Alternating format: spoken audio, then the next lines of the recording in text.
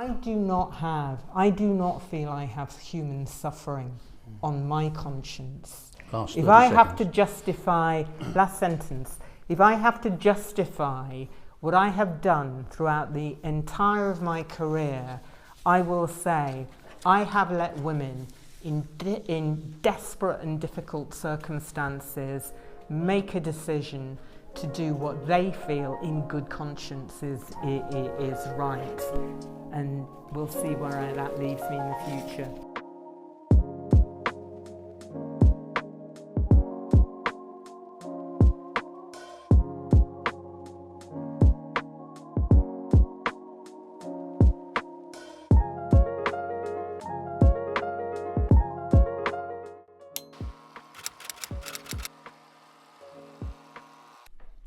Hello and welcome to this week's episode of About Abortion. I'm joined today by Christian. Christian, how are you doing? Very good, thank you. Good holidays? Got back from Scotland. Yeah, just got back from Scotland last night. It was a 10-hour journey, coach and train, and in the end, there was no train back to our house. So, because of my wheelchair, good old Southeastern Railway paid for a black cab door to door. What, from Scotland to... From where to... No, sorry, from London Bridge. It was from London Bridge to our house was a black cab. Okay.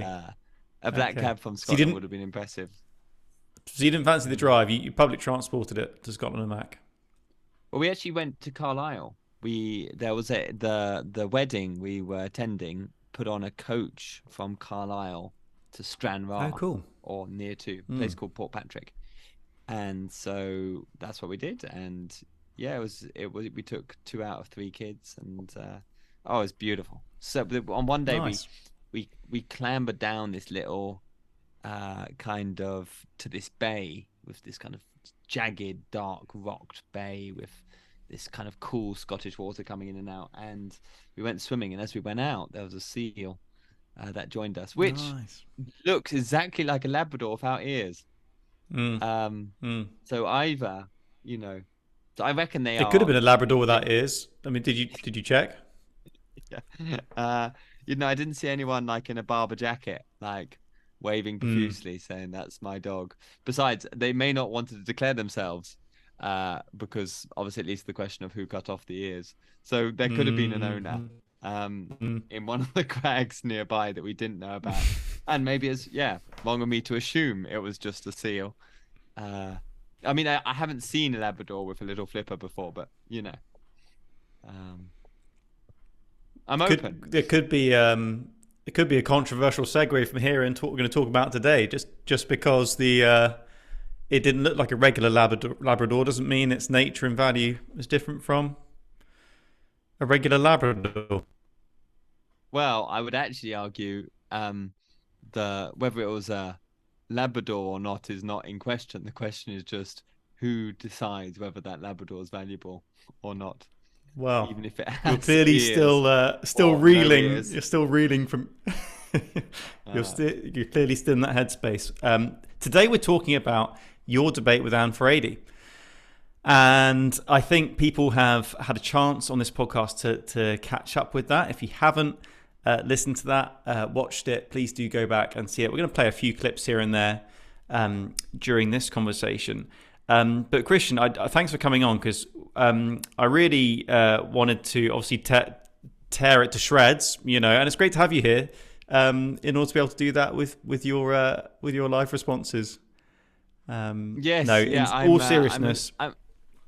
I'm a sensitive petal, and I'm looking forward to being barbarized in this talk. But I actually listened to in preparation for this, I listened to some American debaters pulling apart somebody else's debate, and it was William Lane Craig was one of he's the famous debater, and he basically started by saying, well, let's start with what they look like. And he was like, I think the debater's choice was a little bit messy. And Lane Craig goes, I think a blue pants with potentially a white shirt would have added to him. It just would have been a little bit better for the occasion. So I don't know how much. I don't know if you're going to go into the granular detail of what I was wearing as Well, I part of it. actually But I'm ready. I'm ready. no, I was actually when I read, I was actually that was the first thing that struck me. You actually were dressed very well.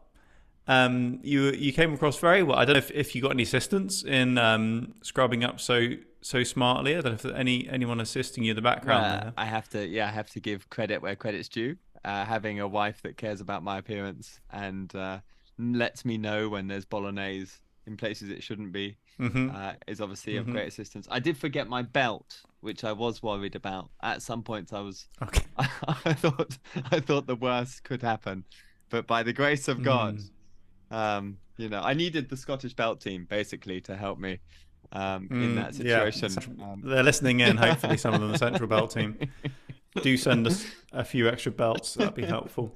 No, you scrubbed up very well, and I know some people are only listening on audio only, but for those who can see, it looks like you're sort of a prepper or someone in hiding at the moment. So compared to your usual look, it was good. But beyond the appearances of things, in all seriousness, I thought you did an amazing job, and I praise God because I think for most people watching that the sort of the defining moment, I think, of this debate and what characterized really all of this debate was your very sincere and heartfelt call to Anne Furedi to repentance. From a corporate perspective, Anne was incredibly successful. From a moral perspective, her leadership oversaw the killing of around 1 million human lives over the 19 years that she was in charge at BPAS. If my first argument is correct, future generations will not remember this as healthcare, they will remember this as genocide. Now, Anne, you have read and debated some of the best pro-life apologists in the world. I don't presume to win you round to this point tonight. However, in love, I do need to warn you that one day, you, like all of us, will have to answer to God for those 1 million lives he made but BPAS killed. On that great and dreadful day, there is only one person who has the expertise to represent you, and his name is Jesus. But not only can he represent you, but he really wants to, Anne. He really wants to represent you. And he doesn't want you to suffer the punishment that your career has created. I think you saw this maybe in some senses primarily as an opportunity to have an extended one-on-one heart-to-heart with Anne Furedi, that you would actually engage honestly, seriously with her as a person and really plead with her to repent of her ways. And I think that message came across loud and clear. And in that sense, I think it was different from any other debate that I've seen of that nature. Is that your lasting impression, that was the kind of key take home? Well, I think it's a very good question. And it's been a criticism by some people who said, well, listen, the question of the debate is abortion healthcare. So why would you have a kind of almost personal kind of plea for repentance and faith as part of that? But I think two things in my preparation for the debate. I felt that two things were lacking in the debates that I saw. Right, there's some much cleverer, much more able debaters in the UK who've debated Anne in the past, and you can see their debates online. But one thing I didn't see was this. If Christians are debating, especially if evangelical Christians are debating someone, and if we believe that there's going to be a judgment and that we're all going to be called to account for our moral actions, it seems strange to me that if you are a Christian, then surely that would be at least one of the notes that you had to hit. And so I kind of felt this kind of compulsion, Christ's love compels me. One died for all, therefore all died, and he died for all, that we may not live for ourselves, but him who died for us. And I think I felt, listen, I don't know when else I'm going to be opposite Anne Furedi. I don't know whether this debate is going to be the start of a a kind of debating series that will give me more opportunities, or actually mentioning repentance will actually exclude me from all debating series, because, you know, according to debating rules, it is never going to be a topic that a secular society is going to want to debate. So I think I'd listen, between me and God, it was like, I just got this opportunity. I need to make the most of it, and let God be my judge as to whether I was right or not, or doing that. And then the second thing I felt, you know, that I needed to communicate was something of the, you know, it's very easy to have a kind of abstract debate on, is it a human being or isn't it? And then you finish with a pithy finish, and you look like old chums. But I wanted to try to grasp something of the scale and the industry of abortion of which Anne was operating. So I think that was my second objective in the debate, was to try to pull this away from just a kind of nice philosophical back and forth, is it a human being or is it not, to actually a hugely morally charged kind of discussion on, listen, not only is this not healthcare, but this is actually genocide, of which, you know, you are going to have to give an account. But actually, I guess if I'd had more time, I'd like to say, and I think some person wrote to me about this in the feedback, to say, you know, I'd like to say to the church, you know, we've got to give an account too, you know, for our silence on this. So I think in some senses, I'm pleased. I think it was the right thing to do to go there. I think it would have been a betrayal of our particular contribution in this debate as evangelical Christians to not go there. But I think I would have liked to have gone further to say, you know, that it's not just going to be Anne who's going to be standing to account at the end of time, giving account of her life, but it's actually going to be all of us. And the church has a huge, should be quaking, you know, just as much as Anne needs to be quaking at the thought of standing before holy God on this matter. Well, I think what you did certainly was strike the right tone. You know, this is a morally weighty issue, and I'm uncomfortable when people approach it as if we're just debating, you know, football tactics or something. Or there can be a approach to questions that are seen as philosophical, in which people almost seem to relish the intricacies, and it's almost a laughing matter. We come down on different sides. Well, hang on, this is actually the genocide of our time. And so I think there was an appropriateness to the seriousness at a moral level and a personal level, even, because morality is personal. What we're doing to these babies, God takes personally. So I think that was right. I think that was good. And I think for me, there are a few big standout moments that I wanted to kind of sort of get your thinking on. Now the dust has settled a bit, and I think for my wife and I was listening through with an Andy. We were watching, I think live. I think we were there watching it live. No, I think we were pre-live. It was before it went out. So you obviously didn't broadcast it live, but you filmed it, and then we premiered it later in the week. But we managed to cheekily get hold of a copy backstage and watch it just before it went live. And there were a few really jaw-dropping moments, I think, in what Anne said. And I wanted to kind of home in on those a bit, because on the one hand, the thing about Anne Furedi is her honesty. In many ways, she's very honest, isn't she? She's unusually candid about the reality of abortion. She doesn't deny it's a life, a human life. She even said at one point, let's be honest, you know, every abortion stops a beating heart. She's not afraid to go there.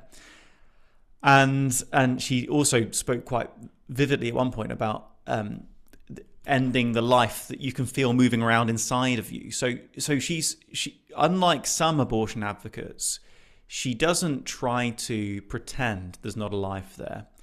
So on the one hand, you've got Anne Furedi's honesty, but then I was also really struck by her moments of dishonesty.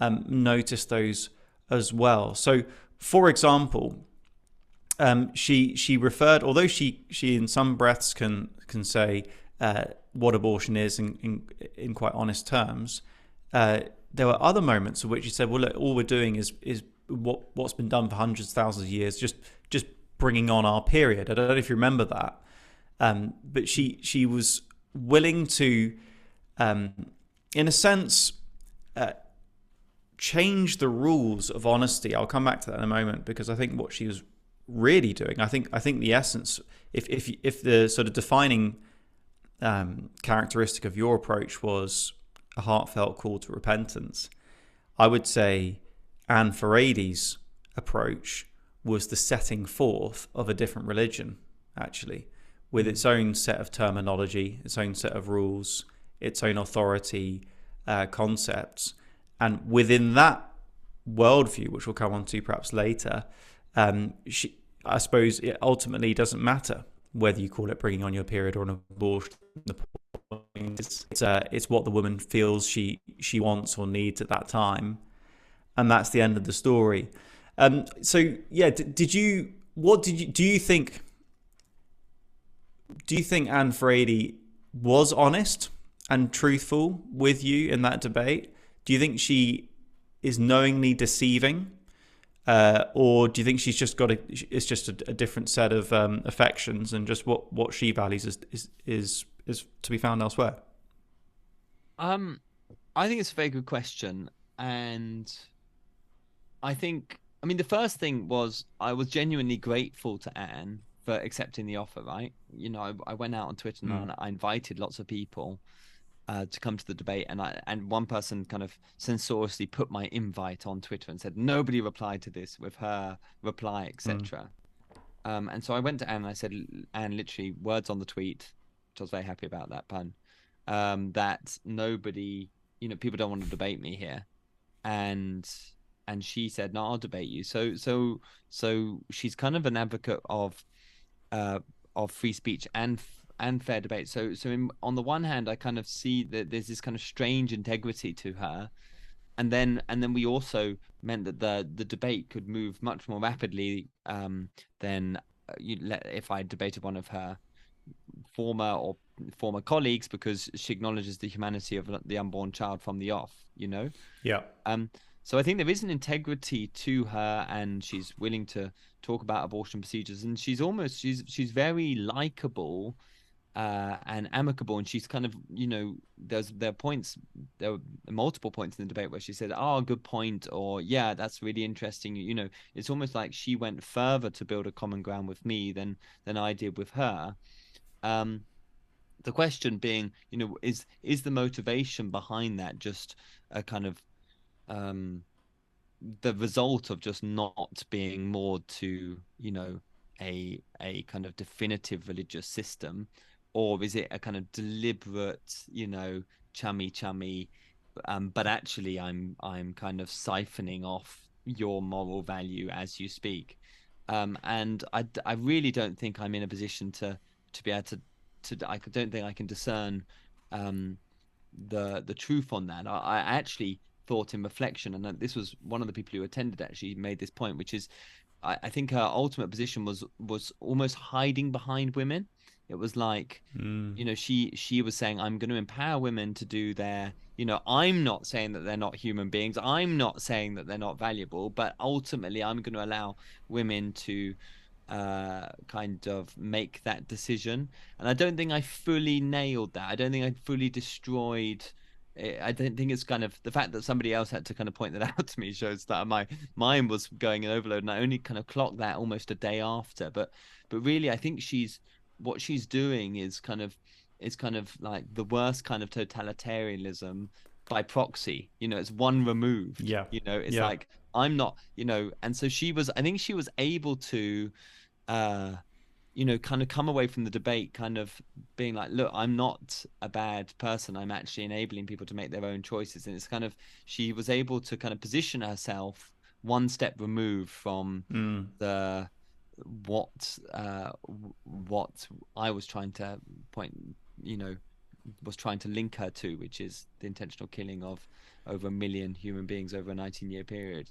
So I think they're, you know, I can see why she's done that, because it's quite a comfortable position to be in.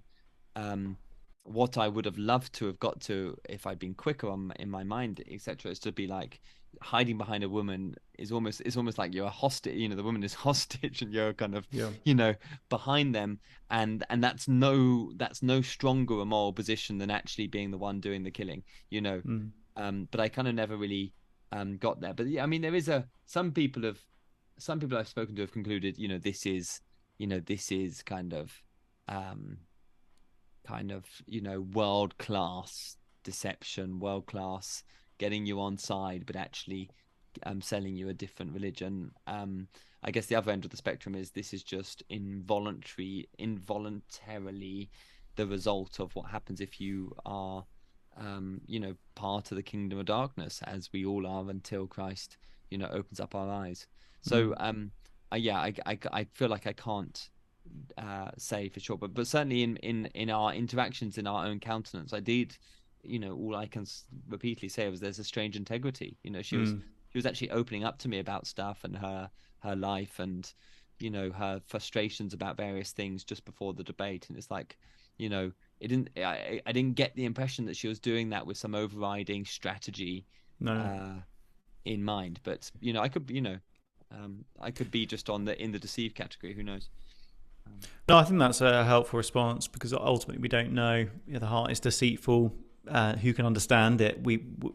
Perhaps it's fruitless to try and understand to what extent this is deliberate, but certainly I think it's important just for those who listened in. It's important that people should note there were some things said by Anne that was simply incorrect. So, for example, she made the claim that the majority of women having abortions were married women in their late 20s or early 30s. And that simply is not true. It is true that sort of category of women seeking abortions is on the up. It's increasing year on year. But people can see this on the official statistics over the last few years. The average age of a woman seeking an abortion is, over the last few years, it's 21, give or take, according to which year you're looking at.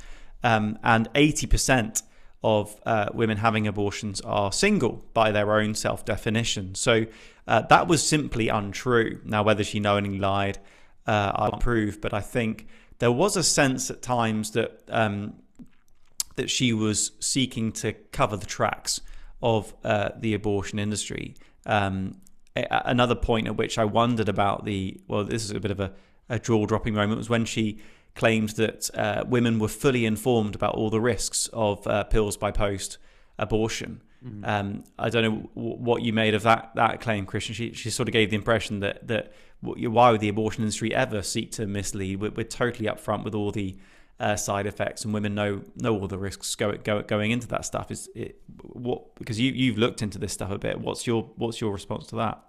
Well, I guess you're touching on kind of some of the more frustrating aspects of the debate, being, you know, just the fact when you're speaking for 12 minutes and you've got a rebuttal for 5 minutes, just so many facts Hmm. kind of go beneath your feet without your ability to kind of pause and say, hang on, that's not true. You know, you know, everything I Hmm. leveled at her about complication rates. 1 in 17 women who have DIY home abortions end up requiring hospital treatment as a result.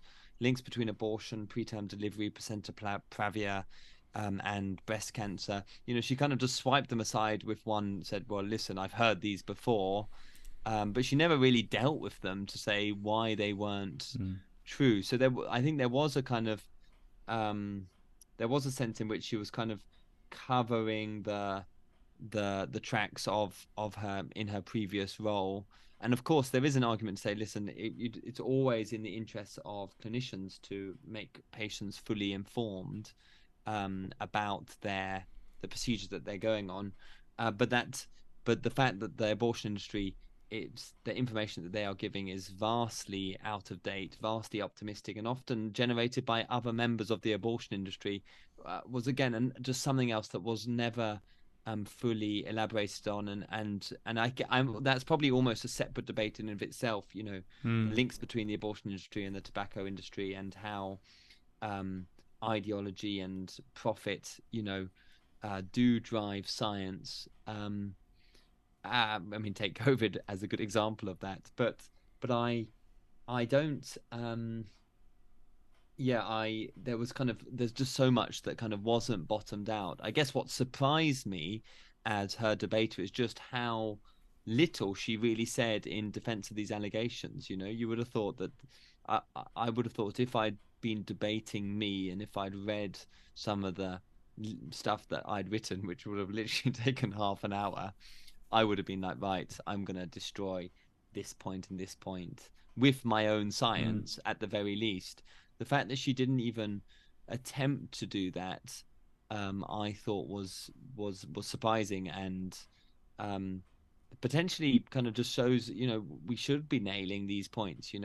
People seem to be so frightened of kind of, for example, making the breast cancer link, but the fact that if you can make the breast cancer link to, the ex-head of a UK abortion provider, for her to say, yes, I was aware of that, moments after previously in the debate saying that women are fully informed and why wouldn't we fully inform women, it was just like, there's just too much going on here. Like, we just I'd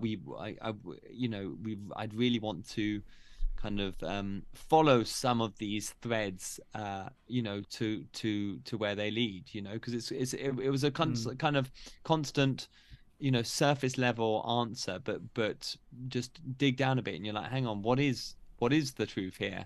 And there seemed to be quite a lot of that, and I think if the debate's contribution is anything, it hopefully just should start to mine some of these unanswered questions deeper and further.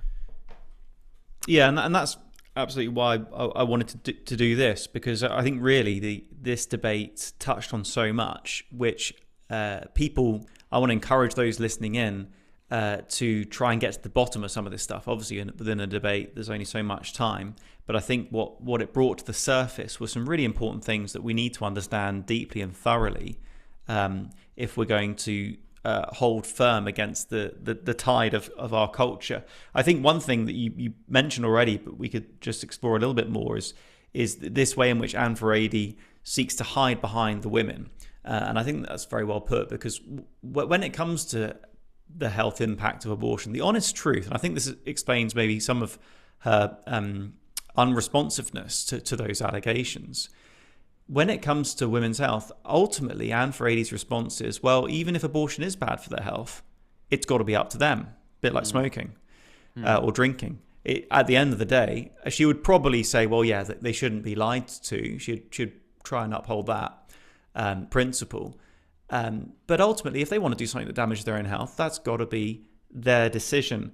And that sounds empowering. It sounds honouring of people's freedom to choose, and so on. But in fact, it's a terrifying place to leave women, to put women, where they are now being charged with the final word on who gets to live and who has to die.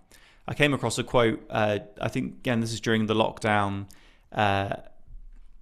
days, and a church leader, I forget who it was, and I forget who said it originally, but it was along the lines of, when we try to be more than human, we become less than human. So if we try to, for example, assume that godlike authority over life and death, if we decide who has value and gets to live, who doesn't have value and has to die, we are elevating ourselves above where we're designed and created to be as human beings. And then, in some sense, paradoxically, that dehumanizes us, because it leads us to behave in ways that are degrading and subhuman. And actually, we find ourselves, in a sense, closer to the animals, in that we are not behaving with the dignity that God has given us. And I think that's what struck me as I reflected again on the debate was, and we'll come back to person because it's so important, but even just looking at the woman's humanity and personhood, if we want to use that term, abortion dehumanizes women. And precisely because in our culture they're given the final say, because the fact that they have chosen themselves means they've been tempted and, you could say, prodded into a position where they are making decisions that only God should make. Yeah, I would quite agree. I think it's a very helpful analogy. The analogy I've used in the past, or I think I tried to make during the debate, is it's, when we take human life, innocent human life, we are playing God. So we're effectively putting our fingers in the power sockets of our universe, and it's just not what we're meant to do, right? Because this is God's prerogative to give and to take away, and so when people, when people take life, there's huge moral, emotional, psychological, physical, and spiritual consequences. And so any industry that is facilitating the killing of innocent human beings is effectively queuing women up and asking them one at a time to put their fingers in the plug socket, um, Yeah. which which is not empowering at all. Of course, there's lots of power involved, but actually the end result is a lot of scarring, a lot of damage, and your whole moral wiring goes crazy, basically, and that's why often women who've gone through abortion find themselves, they either become campaigners because they have to justify their previous moral decision, or they can repent, and it's like when you repent and you accept what you've done and you take responsibility for it and you name your child and you await the seeing your child again, when in glory, when Christ returns, that it's like that's the moment you are kind of, morally grounded again. It's like you get earthed, all that electricity leaves your system.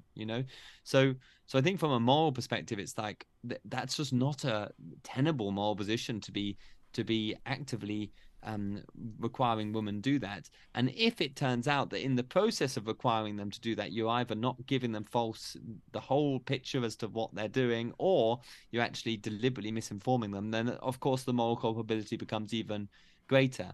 But this is really an argument that wasn't had openly uh, during the debate, which would have been great to get to, just to say, and this is, what you're doing right now is actually, it's a cowardly position, and it's almost, it's just as wrong. Letting women be the moral arbiters of whether a human is valuable is is is is wrong, and claiming that you're not actually misleading them in some way in the process by which this is happening uh, shows a lack of conviction or potential, internal deception or whatever. I can't put my finger on it, but yes, I agree. And that's not to mention all the health consequences that we know, that I elaborated, and I even brought, some scientific paperwork for people to take away at the back to try to substantiate some of the claims that I was making. Yeah, something we keep coming back to again and again on this podcast is the myth of neutrality. And I think Anne Furedi's claim here was, hey, I'm not pro-abortion. I don't want women to have abortions. I just think it should be their choice. They should be allowed to choose to have an abortion. And the implication there is, I'm neutral. I'm just saying they should be able to decide. But actually, when you lift the lid on that and examine it more carefully, it's anything but neutral. Or rather, perhaps we should say we're meant to be positive. We're not meant to be neutral when it comes to protecting life. The role of the state, the role of the government, the role of our laws should be to protect innocent life. It should be to prohibit violence. And so we've all heard the pro-abortion, the pro-choice slogan, don't like abortion, don't have one. In other words, just stay out of it. You don't have to have an abortion. No one's forcing you to have an abortion.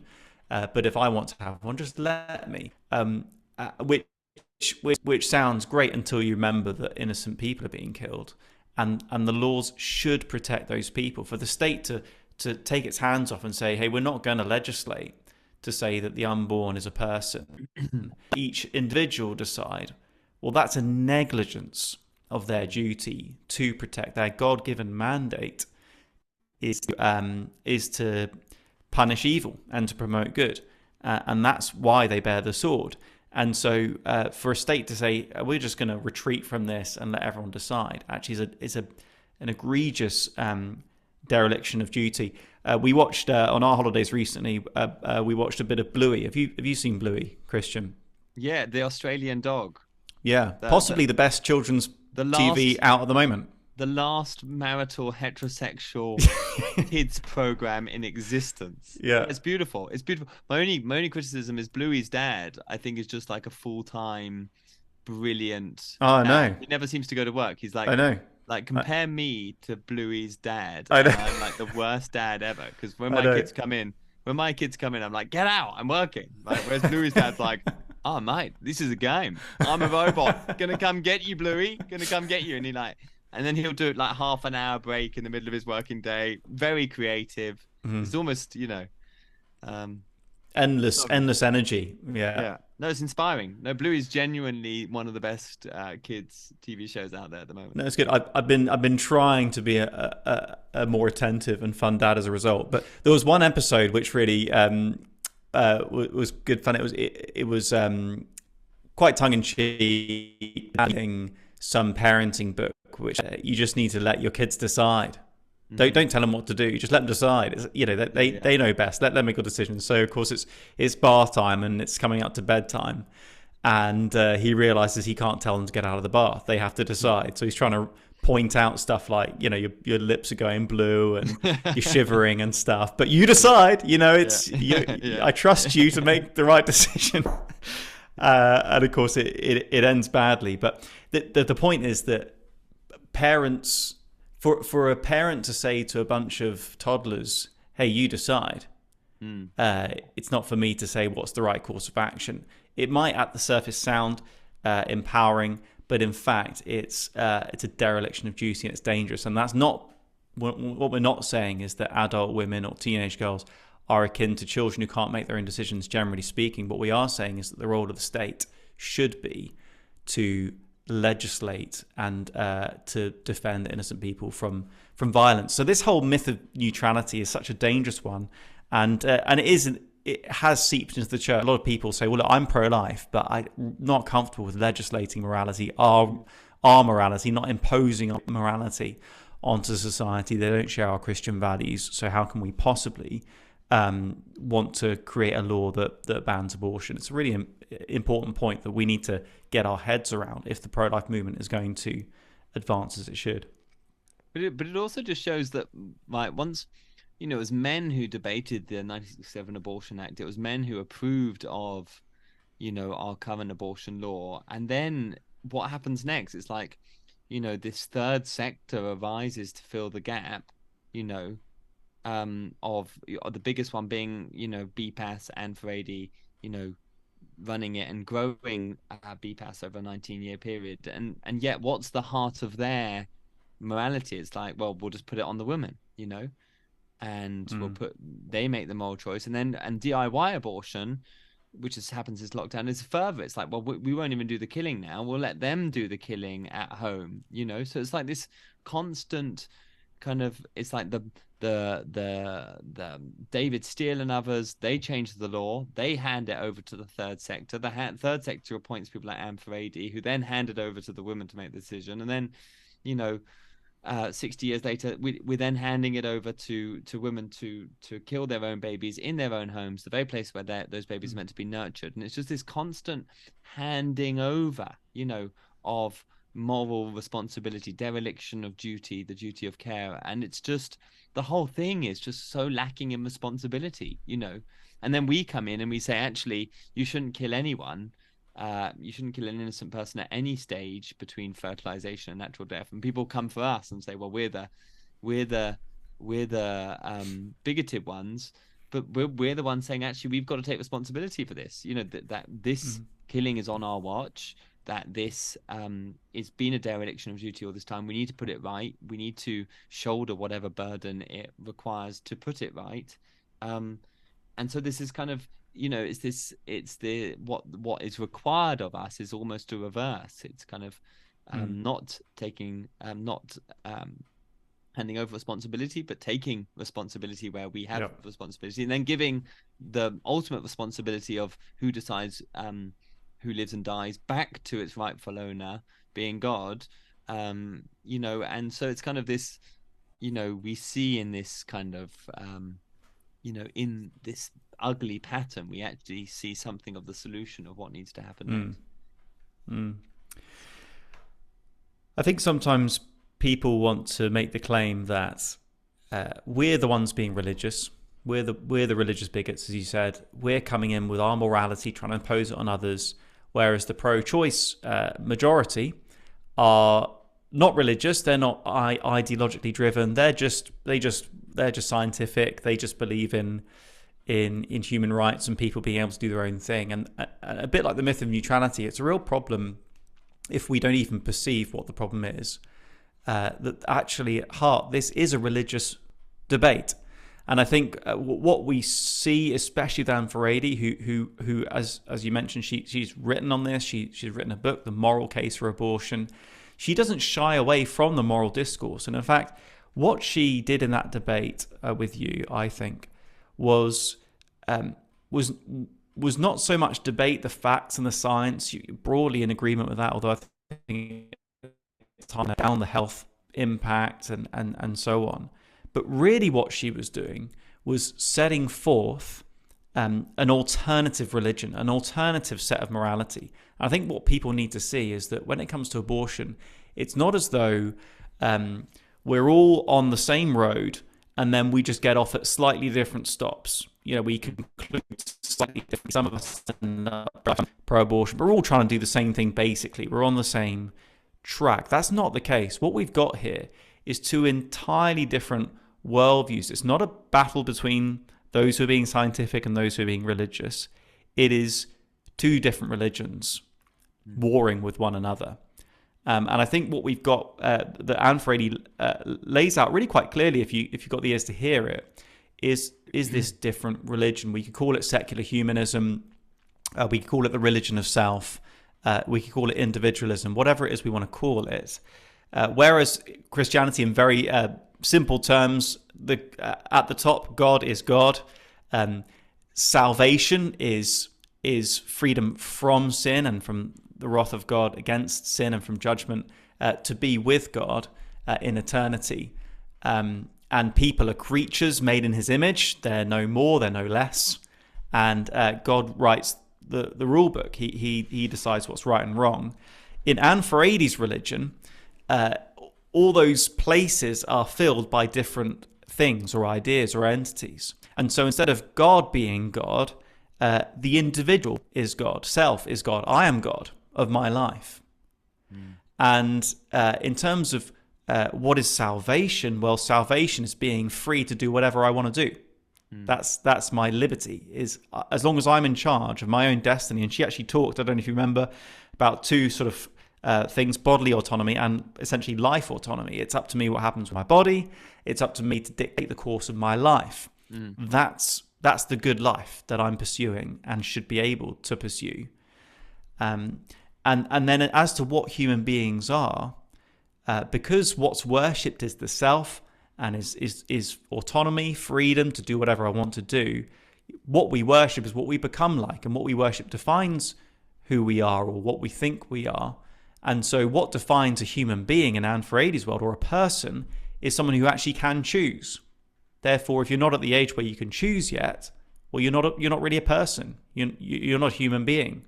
You might technically have a heartbeat, but if you can't determine your own destiny, and if you don't have choice, then in this religion, you don't count.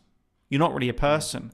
And I think when you have those key points in place, you can begin to understand more what she's trying to say, because sometimes she'll use words that we're familiar with and we think we know what she means by them or what they ought to mean, but because they belong in this alternative religion, they actually mean something different. So, for example, she talked about it being. She talked about the importance of conscience and what's right or wrong for the woman in her own life. This is the kind of language she uses. So she's using moral language, conscience, about what's right for me. I've got to do what's right for me. But we're not talking about objective right and wrong according to God's law, or even according to any natural law. We're talking about that individual defines as right or wrong. In other words, what they want.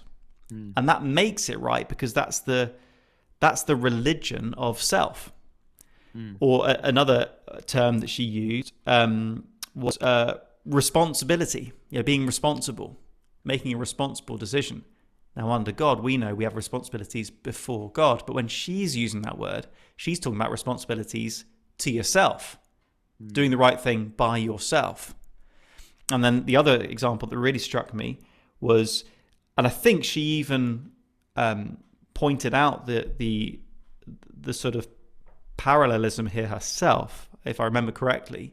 Whereas you were talking about standing before God in judgment, she said standing before the mirror and saying, I've done the right thing, which is a very powerful picture of this religion she's setting forth. My judgment day is standing in front of the mirror, looking at myself, and as long as I'm pleased with myself, I've passed the test. And that is what's really going on here. It's a war between two religions, Christianity and the religion of self. Well, listen, I mean, I appreciate your depth of insight there, and I can't claim to have noticed that or necessarily seen that. Of course, when you explain it back, you can see more of a kind of constellation of what might have been going on.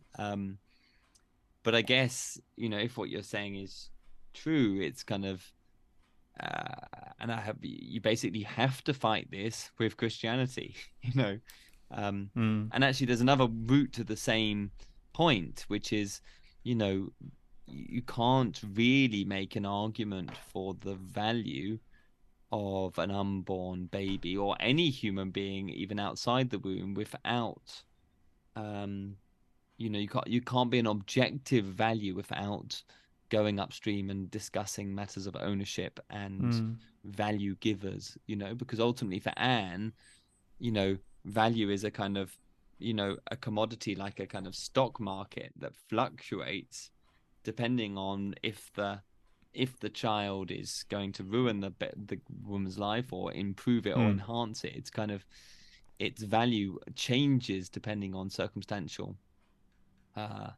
moments. And obviously if it's IVF or if you're infertile, then it becomes supremely valuable, but it's the same. It's a different pathway into the same question of, well, ultimately the only way to accredit value is to bring in God. And actually you're right, when you look at it the way you do, that you have a total clash of worldviews here, and actually for Anne to go to her death thinking that she's only got to answer to an image of herself in a mirror is terrifying, right? Because when that mirror is broken or not there or consumed by fire, and behind it is the holy God of the universe, you suddenly think, actually, the only moral standard to which we're going to be judged is the moral standard of the lawgiver, himself. And I guess this kind of comes back to the question of, how do we address this stuff, and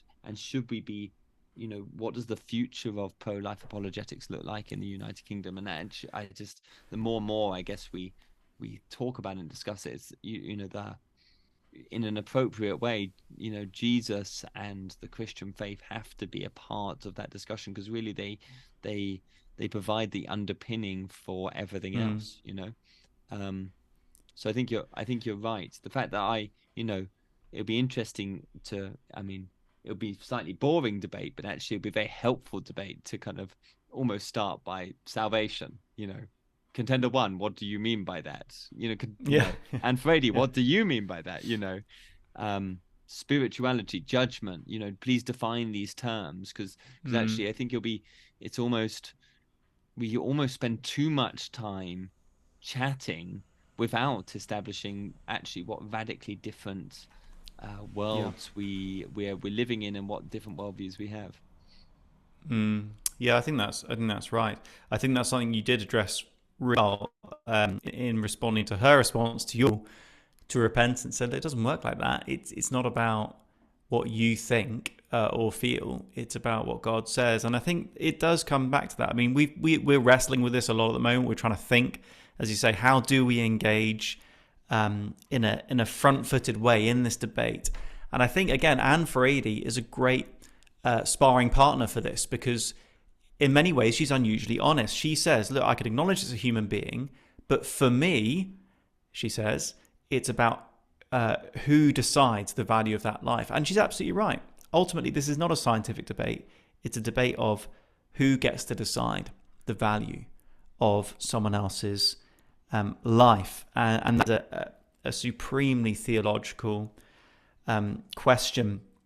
And as I was reflecting on this, it made me think that, in a sense, if one is to kind of step into momentarily the worldview that she is setting forth, which of course is not going to, it doesn't hold together. So there's only so long you can spend in there before you have to sort of pop up for breath again. But within that worldview, when she talks about being honest, because there's one point, it's about 16 minutes, she said, let's be honest. All we're doing here, as we have been doing for many years, we need to be honest. It's just a form of birth control, she said. We just need to be honest. That's what we're doing. Now, if honesty in her world is about being true to yourself and responsible, as she would say, to yourself and doing what's right for you, then the only important truth that's going on in that moment for that person is, well, what matters to them? What do they value? What facts do they want to know? What do they not want to know? Do they want to think of it as birth control? Do they care whether a life has begun or not, technically speaking? Well, no. The motivation is to determine their own destiny, and ultimately they just don't want to have a baby. So whether the baby's already been conceived or not is actually not relevant to the question.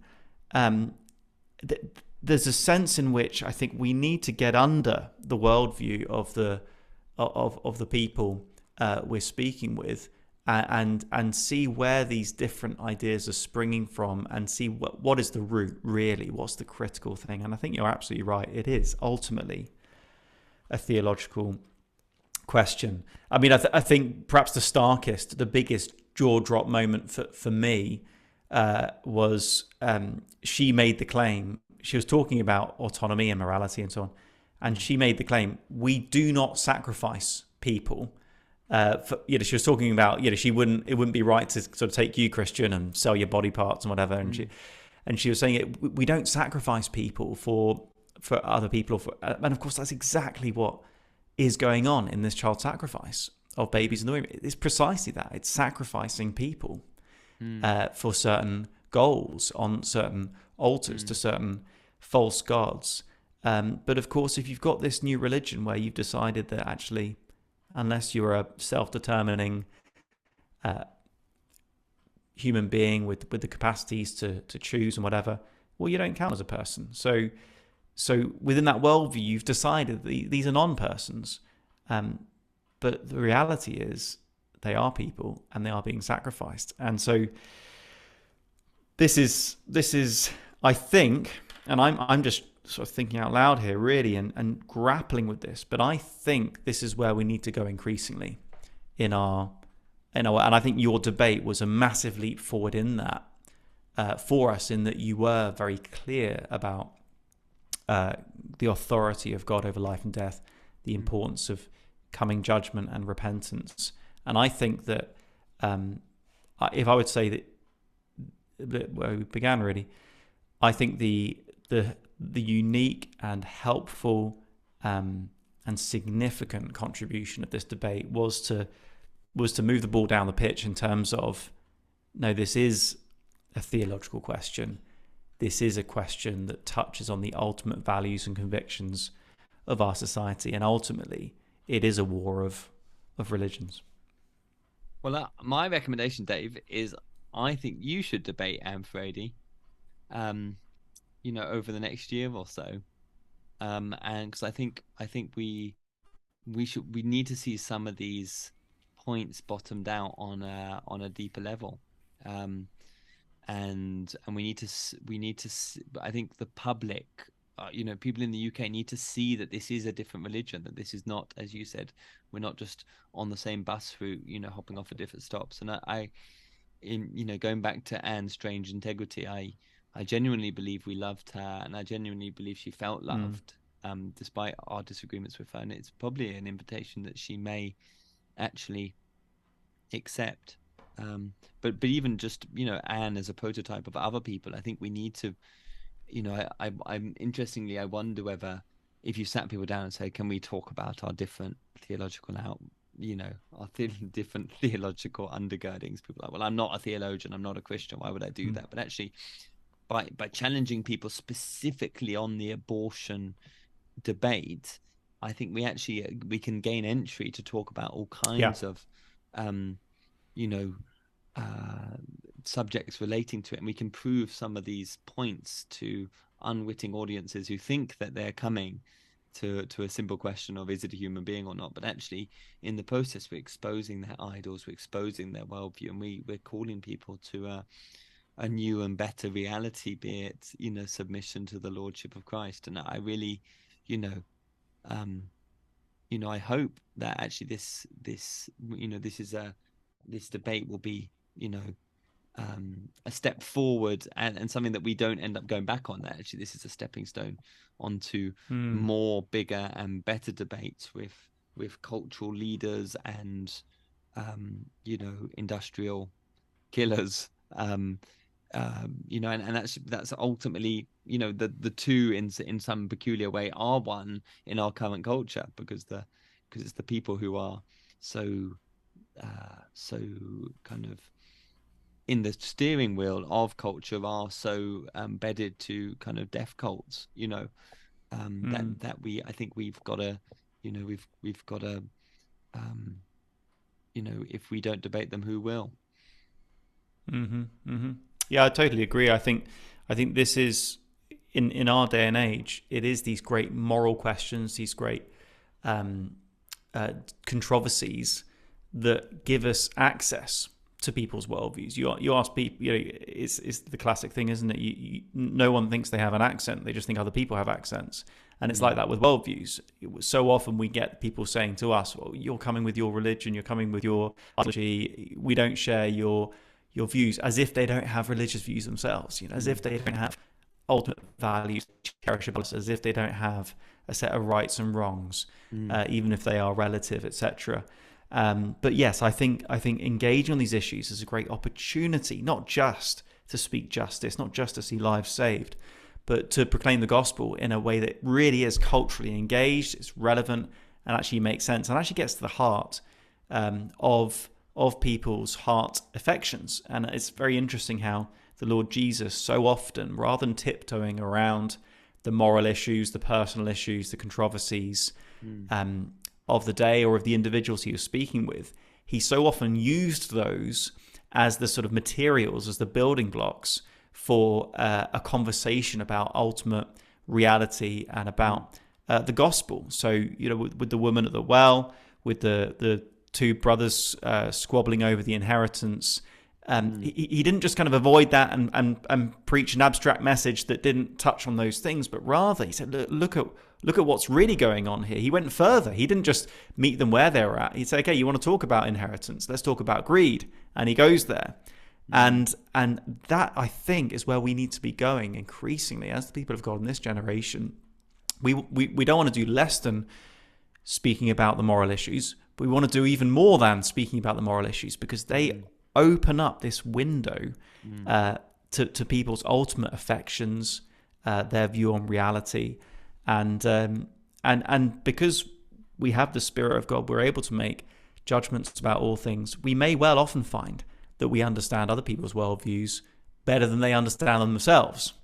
The fish doesn't, the fish cannot describe the water in which it's swimming, but for those outside that system, with God's help, we can. And I think that's what we need to be going increasingly. Well, in the words of William Lane Craig, Dave, I couldn't agree with you more on that point. No, I think you're bang on. I think this so we mustn't see these big hot potato issues as things that need to be avoided so that we can communicate the gospel. Actually, I think these hot potato issues are wonderful opportunities for us to cut to the heart of the matter and communicate the gospel in a very powerful and kind of cultural changing way. So wonderful. Well, Christian, I think we've tortured one another and our listeners quite enough for one day. Especially of my William A. Craig impressions. Well, people have had William Lane Craig, they've had Bluey, they've had earless Labradors swimming in the sea. So it's been quite a journey. Yeah, I'm sure we're gonna get some Christian. feedback on that. Oh, we will. I'm sure we will. Oh, too RSPCA. the RSPCA probably has some sort of cookies. Is that the word? Listening into these things, and probably we're on an alert system somewhere. Maybe we should just notify them. We should notify them that a Labrador was spotted without ears off the Scottish coast, and they should maybe go and attend. We think there may be an owner in the crags nearby. I'm surprised you didn't adopt it. I mean, that's your family's response normally to animals in distress. Alas, my wife wasn't swimming. Were she swimming, she would have been out there in a jiff. That would have been back in the black cab with you all the way to Bromley. Yeah. We would have taken that. We would have taken the black lab to the vet and said, "Please have a look at this black lab. There seems to be a lot wrong with it."